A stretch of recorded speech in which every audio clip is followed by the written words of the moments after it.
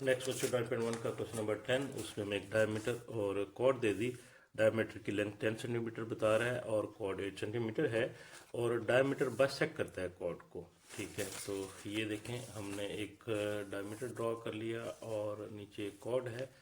Diameter की length 10 centimetre और cord जो है उसकी लेंथ 8 सेंटीमीटर दे दी और कहा है कि ये जो डायमीटर है इसको बाइसेक्ट करता है, मतलब ए ई और बी ई दोनों इक्वल होंगे और 8 का हाफ यानी 4 सेंटीमीटर होंगे। और आगे कहता है कि सेंटर ऑफ द सर्कल का डिस्टेंस, ठीक है, सेंटर ऑफ द सर्कल का और कॉर्ड का डिस्टेंस उसने 3 सेंटीमीटर दे दिया है। ठीक है, और प्रूव करना है कि डायमीटर बाइसेक्ट करता है कॉर्ड को परपेंडिकुलरली।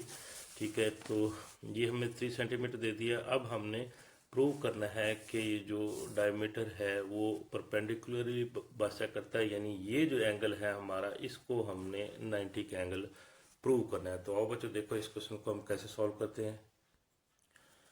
अब देखिए बेटा, सी ओ या ओ सी जो है वो आपका रेडियस है, तो ओ सी जो है हम लिखेंगे वो 1/2 ऑफ सी डी होगा। तो रेडियस जो है डायमीटर का हाफ होता है, तो ओ सी हम फाइंड कर लें, वो आपका 10/2 हो जाएगा। तो ओ सी हमारे पास 5 सेंटीमीटर आ गया। ठीक है, और ओ सी हमारे पास 5 सेंटीमीटर है, तो ए ओ बी जो है वो हमारा वो ओ सी के इक्वल होगा। दोनों रेडियाई हैं, तो ए ओ बी हमारे पास आ गया 5 सेंटीमीटर। साथ में उसने हमें कहा कि जो डायमीटर है वो इसको बाइसेक्ट करता है आपके कॉर्ड को, तो इसका मतलब है कि ए ई जो है वो हाफ ऑफ ए बी है। ठीक है, यहाँ रीज़न लिख लें कि डायमीटर जो है बाइसेक्ट करता है, ये गिवन था हमारे पास कॉर्ड को। ठीक है, तो ए ई हम यहाँ से फाइंड कर लेते हैं। ए बी आपका 8 सेंटीमीटर है, तो 8/2, तो ए ई हमारे पास 4 सेंटीमीटर आ गया। ठीक है, हम ये अब हमारे पास एक ट्राइंगल है, उसने बताया नहीं कि ये एंगल 90 का है, तो हम सपोज कर लेते हैं कि हमारी एक राइट ट्राइंगल है। तो हम इसके ऊपर पाइथागोरस थ्योरम लगा के हम चेक करते हैं कि उसके ऊपर ये प्रूव कर पाती है या नहीं करती। तो हम लिखेंगे कि ए ओ का जो स्क्वायर है वो ए ई का स्क्वायर और प्लस ओ ई का स्क्वायर है। ठीक है, तो अगर ये दोनों साइडें हमारी वैल्यूज पुट करने के बाद इक्वल आ जाती हैं, तो इसके ऊपर यूँ समझ लें कि पाइथागोरस थ्योरम अप्लाई होता है और ये जो ट्राइंगल होगी ये फिर राइट ट्राइंगल होगी। वैल्यूज पुट कर लेते हैं, हमारे पास वैल्यूज हैं। ए ओ अभी आप निकाल चुके हैं, 5 है, 5 का स्क्वायर हो जाएगा। ए ई अभी आपने निकाला, ये आपका 4 का स्क्वायर है। ठीक है, और ओ ई गिवन था, ये आपका 3 हो जाएगा, 3 का स्क्वायर। ठीक है, ये आपका 25 हो गया, ये आपका 16 और प्लस 9, तो 25 इज इक्वल टू 25 आ गया। ठीक है, तो क्या हुआ कि पाइथागोरस थ्योरम जो है वो प्रूव्ड हो गया। तो क्या हुआ कि हमारी जो ट्राइंगल ए ई ओ है, ठीक है, इज राइट एंगल ट्राइंगल है। ठीक है, तो एक तो ये चीज़ हमारी प्रूव हो गई। दूसरा, हमारा जो ए ओ है वो आपका हाइप है। ठीक है, और दूसरी चीज़ जो हमारा एंगल ओ ई ए है वो आपका 90 का है। तो इसका मतलब क्या हुआ कि हमारा ये एंगल भी 90 का है और जो सी डी है वो परपेंडिकुलर है ए बी के ऊपर। तो ये हमने प्रूव करना था। ये था हमारा question number 10। Question number 11 next हमारे पास देखें, एक हमें डायग्राम दे दी और उसमें वो सेंटर है इस सर्कल का और ए बी, ठीक है, वो पता है एक कॉर्ड है और सी डी जो है वो परपेंडिकुलर है इस कॉर्ड के ऊपर। तो जैसे ही वो किसी लाइन सेगमेंट को कॉर्ड के ऊपर परपेंडिकुलर होने का कहता है, तो समझ लें कि वो उसको बाइसेक्ट करती है। ये आपके फौरन ध्यान में आ जाना चाहिए।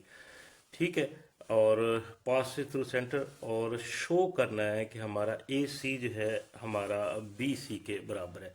तो ये है क्वेश्चन बेटा।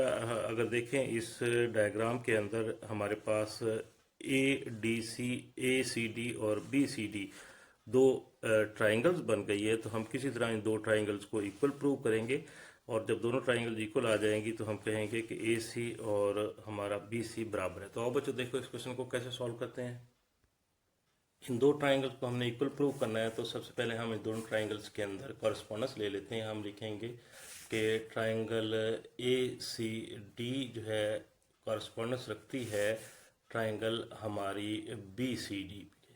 तो क्वेश्चन में आगे बढ़ने से पहले आपको बता दें कि कॉरस्पॉन्डेंस से क्या मुराद है। ठीक है, लेट्स सपोज हमारे पास दो ट्राइंगल्स है। ठीक है, एक ये ट्राइंगल और एक ये ट्राइंगल। आपको पता है हर ट्राइंगल के अंदर जो है साइड्स जो होती हैं वो भी आपकी 3 होती हैं और एंगल्स होते हैं वो भी 3 होते हैं। ठीक है, यानी एक ट्राइंगल के अंदर 6 एलिमेंट्स होते हैं, 3 साइड्स और 3 एंगल।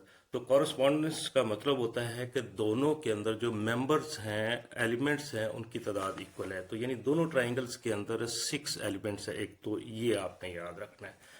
ठीक है, दूसरा बेटा ट्राइंगल्स का रूल ये है कि इनको इक्वल प्रूव करने के लिए आपको कोई सी 3 चीज़ें दोनों ट्राइंगल्स में इक्वल प्रूव करनी होती हैं। वो कौन कौन सी? तो अगर दोनों ट्राइंगल्स के अंदर तीनों साइडें आपस में इक्वल आ जाए, यानी इसकी तीनों साइडें और इसकी तीनों साइडें इक्वल आ जाए, तो ये दोनों ट्राइंगल्स आपस में इक्वल होंगी। ठीक है, इसके अलावा अगर 2 साइड्स और एक एंगल कोई सा, ठीक है, कोई एक एंगल और 2 साइड इक्वल हो जाए तब भी ये दोनों ट्राइंगल्स आपस में इक्वल होंगी। ठीक है, या कोई से 2 एंगल और एक साइड इक्वल आ जाए तब भी ये दोनों ट्राइंगल्स इक्वल होंगी। हाँ, लेकिन अगर तीनों एंगल इक्वल आ जाएं, ठीक है, तो उस सूरत में आपकी दोनों ट्राइंगल्स इक्वल हो भी सकती हैं और नहीं भी हो सकती। लेकिन ऐसी ट्राइंगल्स सिमिलर ज़रूर होती है जिनके तीनों एंगल्स इक्वल हों, लेकिन ये इक्वल भी हो सकती है, लेकिन आप कंफर्म नहीं कह सकते कि ये ट्राइंगल इक्वल है। तो लेकिन इन तीनों ऊपर वाली दी गई 3 कंडीशन में से कोई एक कंडीशन पूरी हो जाए तो दोनों ट्राइंगल्स इक्वल होती हैं, ये हम कह सकते हैं। अब देखें हमने क्या किया, दोनों ट्राइंगल्स के अंदर कॉरस्पॉन्डेंस ले ली। तो अब हम क्या करेंगे, इन दोनों ट्राइंगल्स की कोई सी 3 साइड जो है हमने इक्वल प्रूव करनी है। सबसे पहले देखें कि हम लिखेंगे कि ए डी और बी डी दोनों के बराबर हैं। ठीक है, ए डी इक्वल है बी डी के। क्यों? क्योंकि उसने बताया कि जो सी डी है वो परपेंडिकुलर है ए बी के ऊपर, और आपको पता है कि line segment drawn from the centre जो उसमें से गुजरता हो और कॉर्ड के ऊपर परपेंडिकुलर हो तो उसको बाइसेक्ट करता है। तो एक बात हमारी प्रूव होगी। दूसरा देखें, ये सी डी दोनों में मौजूद है, दोनों की ही एक साइड है, तो हम लिखेंगे सी डी और सी डी दोनों में मौजूद है, तो ये इसका कॉमन साइड हो गई। ठीक हो गया। फिर तीसरी चीज़ ये देखें, आपकी जो सी डी परपेंडिकुलर है ए बी के ऊपर, तो इसका मतलब है ये एंगल भी 90 का है और ये एंगल भी 90 का है। तो हम नेक्स्ट लिखेंगे कि हमारा एंगल ए डी सी, ठीक है, इक्वल है एंगल बी डी सी के। ठीक है, उसकी रीज़न क्या है कि आप लिख सकते हैं कि सी डी परपेंडिकुलर है ए बी के ऊपर। ठीक है, अब देखें हमारे पास ये वाली भी एक साइड है और ये वाली भी एक साइड है और ये वाला हमारा एक एंगल है। तो ये 2 साइडें और एक एंगल दोनों ट्राइंगल्स के प्रूव हो गए। तो हम लिखेंगे कि ट्राइंगल ए सी डी और ट्राइंगल जो बी सी डी है, ठीक है, तो वो इक्वल है, ऑलमोस्ट इक्वल। ये हम साइन लगाते रहते हैं ऑलमोस्ट इक्वल के लिए। और इसका जो साथ में पोस्टुलेट जो है वो आपका SAS। ठीक है, जो चीज़ सिंगल हो उसको सेंटर में रखना है। 2 चीज़, जैसे अगर 2 एंगल होते तो दोनों एंगल को बाहर यानी रखते हैं और साइड को अंदर रखते हैं। ठीक है, तो इस पोस्टुलेट के मुताबिक हमारी जो दोनों ट्राइंगल्स हैं वो इक्वल प्रूव हो गई। जब दोनों ट्राइंगल्स इक्वल प्रूव हो गई तो हम लिखेंगे कि जो हमारा AC साइड है वो हमारी BC साइड के इक्वल होगी। लेकिन क्यों AC ही BC के इक्वल होगी? दोनों ट्राइंगल इक्वल हैं तो इसका मतलब ज़रूरी नहीं है कि ये साइड इसके इक्वल हो, ये भी हो सकता है कि ये साइड इसके इक्वल हो। लेकिन एक चीज़ ये याद रखें, एक और रूल है कि अगर 2 ट्राइंगल्स इक्वल हों और उन इक्वल ट्राइंगल्स के अंदर कोई एंगल्स इक्वल हो। तो फॉर एग्जांपल ये दोनों ट्राइंगल्स हमारे इक्वल हैं, तो इन दोनों ट्राइंगल्स के ये एंगल और ये एंगल आपके दोनों इक्वल हैं, 90 डिग्री हैं। तो अगर एंगल्स इक्वल हों तो उनकी जो अपोजिट साइड्स होती हैं वो आपस में इक्वल होती हैं। तो ये दोनों ट्राइंगल्स इक्वल हैं, एक बात। दूसरी बात, ये दोनों एंगल्स जो हैं दोनों ट्राइंगल्स के अंदर इक्वल हैं। तो इन दोनों ट्राइंगल्स की, इस ट्राइंगल की अपोजिट साइड ये है और इस ट्राइंगल की अपोजिट साइड ये है। तो इस तरह हमारे पास प्रूव हो गया कि AC इक्वल टू BC। तो रीज़न हमने लिखनी है तो हम लिखेंगे कि अपोजिट साइड्स हैं, ये अपोजिट साइड्स, ठीक है, of equal angles of equal triangles, ठीक है। तो ये हमने इसके सामने रीज़न लिख ली। तो ये था बच्चों हमारा क्वेश्चन नंबर 11।